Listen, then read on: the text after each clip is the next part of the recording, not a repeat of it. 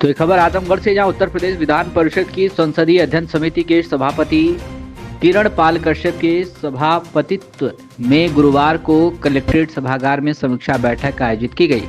सभापति ने विभागीय अधिकारियों को निर्देश दिया कि जनप्रतिनिधियों द्वारा दिए गए प्रस्तावों को तत्काल निस्तारित किया जाए। उन्होंने कहा कि प्रस्तावों को निस्तारित करने के साथ ही माननीय सदस्यों को भी उसके संबंध में पत्र प्रेषित कर अवगत कराया जाए।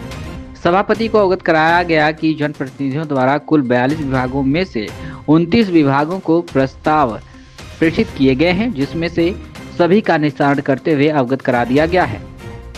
स्वास्थ्य विभाग की समीक्षा में अपर मुख्य चिकित्सा अधिकारी द्वारा अवगत कराया गया कि जनप्रतिनिधियों द्वारा 2022-23 से अब तक कुल 32 प्रस्ताव प्रेषित किया गया है, जिसमें से सभी प्रस्तावों को निस्तारित करते हुए जनप्रतिनिधियों को अवगत करा दिया गया है। आयुर्वेद एवं यूनानी विभाग, होम्योपैथिक एवं वन विभाग द्वारा अवगत कराया गया कि जनप्रतिनिधियों द्वारा 2022-23 से अब तक कोई प्रस्ताव प्रेषित नहीं किया गया है। उप संचालक चकबंदी ने अवगत कराया कि जनप्रतिनिधियों द्वारा कुल 8 प्रस्ताव उपलब्ध कराया गया था, जिसको निस्तारित करते हुए निदेशालय एवं जनप्रतिनिधियों को अवगत करा दिया गया है। प्रदूषण नियंत्रण बोर्ड द्वारा सभापति को अवगत कराया गया कि कुल 8 प्रस्ताव प्राप्त हुए थे, जिसके निस्तारण की सूचना प्रेषित की जा चुकी है। मुख्य पशु चिकित्सा अधिकारी द्वारा बताया गया कि एक प्रस्ताव प्राप्त हुआ था, जिसको निस्तारित करते हुए जनप्रतिनिधियों को अवरोध कर दिया गया है। ग्राम्य विकास विभाग द्वारा अवगत कराया गया कि जनप्रतिनिधियों द्वारा 49 प्रस्ताव प्रेषित किए गए थे, जिसमें सभी प्रस्तावों को निस्तारित करते हुए सूचना उपलब्ध करा दी गई है तथा इंटरलॉकिंग, आरसीसी, चक्रोड व नाली मरम्मत आदि कार्यों को कार्य योजना में सम्मिलित कर लिया गया है। ग्राम्य विकास अभिकरण द्वारा अवगत कराया गया कि कुल 87 प्रस्ताव प्राप्त हुए थे। उक्त सभी प्रस्ताव का निस्तारण करते हुए जनप्रतिनिधियों को अवगत करा दिया गया है।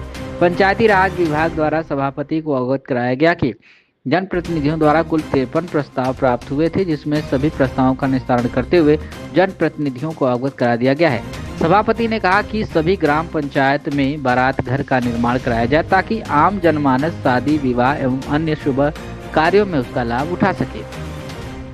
वहीं प्रांतीय खंड लोक निर्माण विभाग के अधिशासी अभियंता द्वारा सभापति को अवगत कराया गया कि वर्तमान सरकार के गठन के पश्चात से अब तक सांसद एवं विधान मंडल के सदस्यों द्वारा सरकार एवं शासन द्वारा प्रेषित किए गए प्रस्ताव को 100% निस्तारित कर दिया गया है।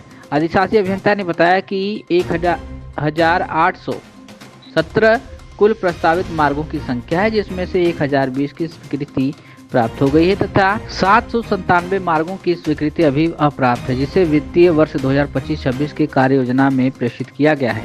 पर्यटन अधिकारी द्वारा अवगत कराया गया कि निदेशालय के माध्यम से 2022-23 से अब तक जनप्रतिनिधियों के 13 प्रस्ताव प्राप्त हुए थे, जिस पर आवश्यक कार्रवाई करते हुए निदेशालय के माध्यम से माननीय जनप्रतिनिधियों को सूचना प्रेषित कर दी गई है।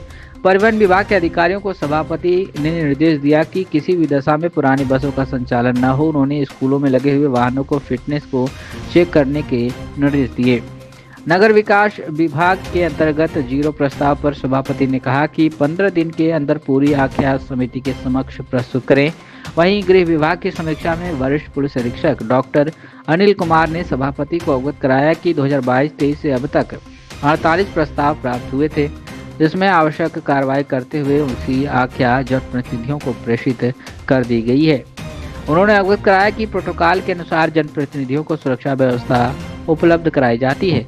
जिलाधिकारी रविंद्र कुमार ने सभापति को आश्वस्त किया कि दिए गए निर्देशों का अनुपालन विभागीय अधिकारियों द्वारा सुनिश्चित कराया जाएगा। बैठक में जिलाधिकारी मऊ प्रवीण मिश्रा, पुलिस अधीक्षक मऊ इलामारन, अपर जिलाधिकारी वित्त एवं राजस्व गंभीर सिंह, डीएफओ आकांक्षा जैन, जनपद आजमगढ़ एवं मऊ के समस्त जनपदीय अधिकारी एवं सचिवालय के अधिकारीगण उपस्थित रहे। क्या कुछ कहना है किरण पाल कश्यप सभापति का? सुनिए। में आए समीक्षा बैठक की है, क्या निर्देश दिए गए, क्या कहना चाहें? ये हमारी संसदीय अध्ययन समिति आई है कि इसमें सब समीक्षा बैठक करने, और ये बड़ी इम्पोर्टेंट कमेटी है।